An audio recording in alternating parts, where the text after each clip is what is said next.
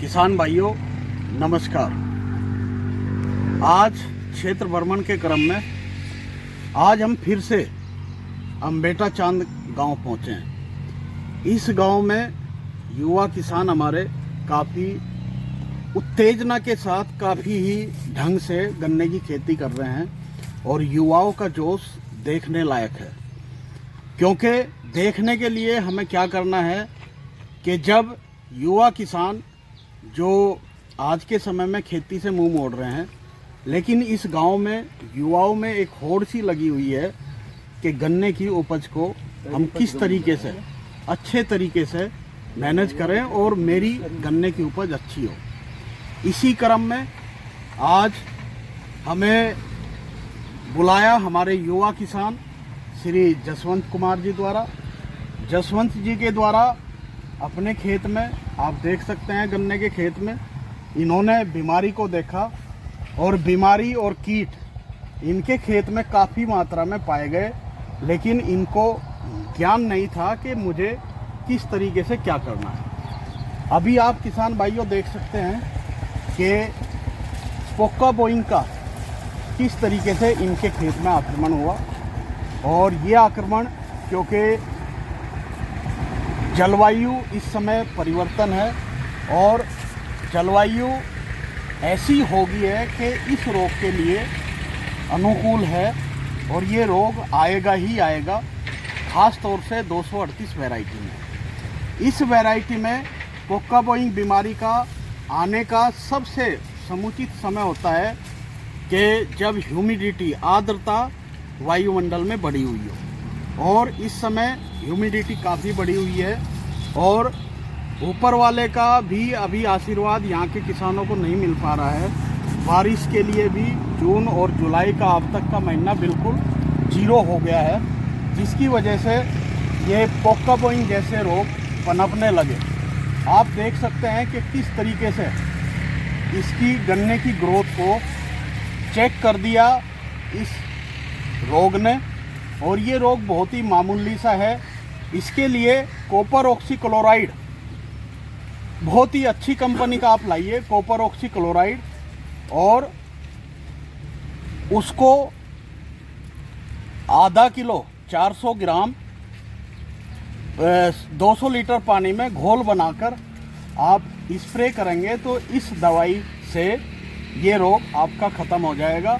और ये 15 दिन के इंटरवल पर दूसरा स्प्रे ज़रूर करें, अन्यथा ये फिर से पनपने लगता है। क्योंकि इस रोग का प्रकोप जैसे शरीर में दाद होता है, इस तरीके से होता है कि ये फैलता जाता है।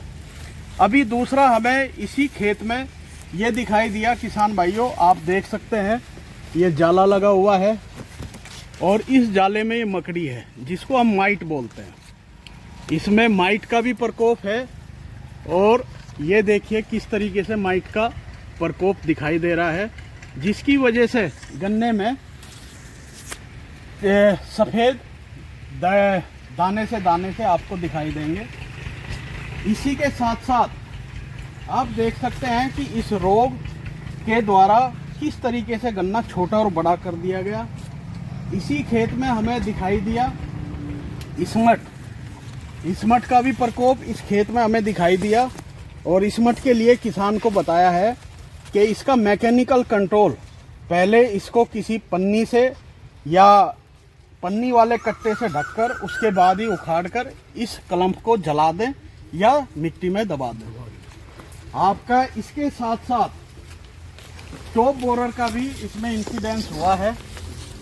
टॉप बोरर का भी देखने में मिला कि टॉप बोरर का अटैक भी इस गन्ने में हुआ है।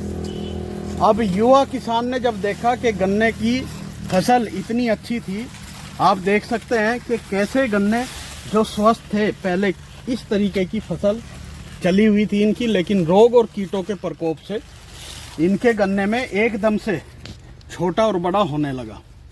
किसान भाइयों एक चीज़ का हमेशा ध्यान रखें, रोग और कीट जैसे ही आपका ये समय है कि वायुमंडल में आर्द्रता अधिक है, ऐसे मौसम में रोग और कीटों की निगरानी बेहद ही ज़रूरी हो जाती है।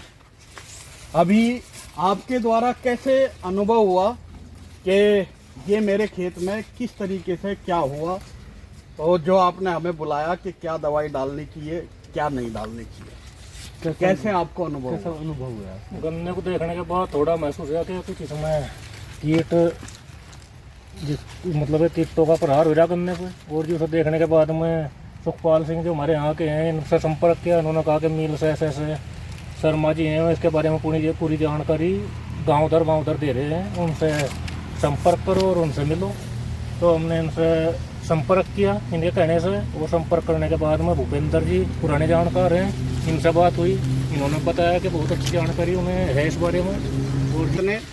और एक्टिव के साथ साथ आपका नज़रिया हुआ कि गन्ने अगर इस तरीके से हो रहे हैं तो मेरे खेत में कुछ न कुछ बीमारी या कीट का प्रकोप हुआ है। आप देख सकते हैं किसान भाइयों, इस तरीके से पोक्ता बोइंग इस तरीके से गन्ने के ग्रोथ को ही, ग्रोइंग पॉइंट को ही नष्ट कर देती है, जिसकी वजह से गन्ना अपनी बढ़वार नहीं ले पाता। और इतना हेल्दी गन्ना अगर किसी रोग या कीट के कारण ख़त्म हो जाता है तो किसान को बहुत दर्द होता है।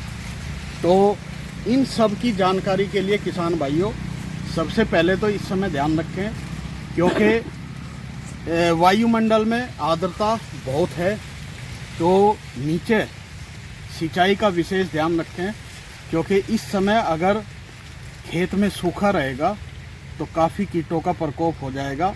और अगर खेत में मॉइस्चर रहेगा तो गन्ना ग्रोथ कंटिन्यू करेगा, और जब गन्ना ग्रोथ कंटिन्यू करेगा तो काफ़ी रोग और कीटों से लड़ने की क्षमता गन्ने के अंदर आएगी। इस जानकारी को किसान भाइयों आपके बीच हम साझा कर रहे हैं कि अगर किसी और किसान भाई का इस तरीके का खेत हो तो वो अपने खेत में समय रहते उपचार कर ले और अपनी फसल को अच्छी उपज देने के लिए पूर्णतः तैयार करें।